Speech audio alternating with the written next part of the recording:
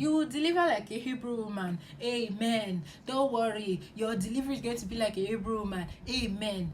But some of you are using this part of the Bible to make terrible health decisions. You don't know that the Hebrew women suffered, Abi? You don't know. They suffered. If anything, they were slaves at the time. So if you can think of the worst betting situation in the land, that's what the Hebrew women had.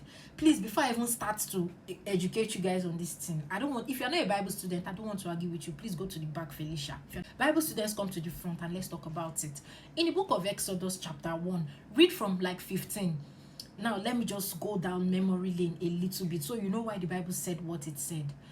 After Joseph had reunited with his siblings and Pharaoh gave him the go-ahead, say, okay, bring your family here because of the famine that had happened in Genesis. Bring your family here, let us live, let us all marry. Joseph now had died. The Pharaoh at the time had died. Joseph's generation has started procreating and expanding, filling up the whole of Egypt. Now there was a new Pharaoh that was really bothered about this development, and he kept saying, these foreigners, they are filling up our lands. What happens if one day now they rise up and they want to come and start fighting us? We have to make this stop. That was when they took them as slaves and put them into captivity. While they were as slaves while they were in captivity rather in Egypt, Pharaoh gave a decree and told all the Hebrew midwives that when the Hebrew women are put into bed, if it is a girl, allow the girl to live. If it is a boy, kill the boy immediately. But the Hebrew women, because of the Spirit of God in them, their conscience would not allow them. So they lied and told Pharaoh that the Hebrew women are not like the women in Egypt, though, that the Hebrew women, before the midwives will even get to the point of delivery, that they had already put to bed, and that's why they cannot kill the sons. So understand that part. They lied to Pharaoh so that Pharaoh can allow the boys to live. Hebrew women suffered.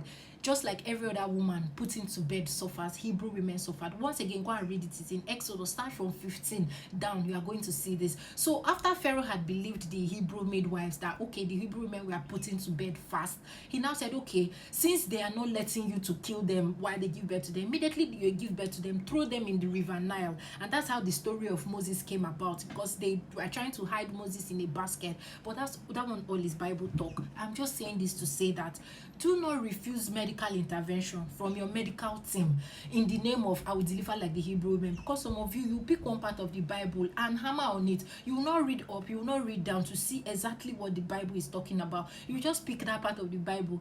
God can only deliver on his promises to you, on the promises that he has promised you. Hebrew women suffered. Let us get that out of the way now. Don't get me wrong. Now, this is not to say don't exercise faith, because I have seen and heard stories of some women that exercise faith in the delivery room and it worked out fine for them. We have also seen and heard stories of other women that tried to exercise this blind faith and they died, or they lost their children, or something bad happened. So what I'm trying to say is that God did not make you foolish. God did not make you stupid. Listen to your healthcare providers. Listen to your doctors, your nurses, your midwives. Listen to them. They know better. If they want any medical intervention for you as you are put into bed, take it. If it's cesarean, take it. If it is vacuuming, whatever medical intervention, take it. Do not be operating on blind faith that the Bible has not promised you. That's all I try to say. Once again, please don't argue with me, except you are using the Bible to argue with me. What I am saying is fact, and once again, it's a reference. Go to Exodus and go and check it. Thank you very much for listening to my ramble, and goodbye.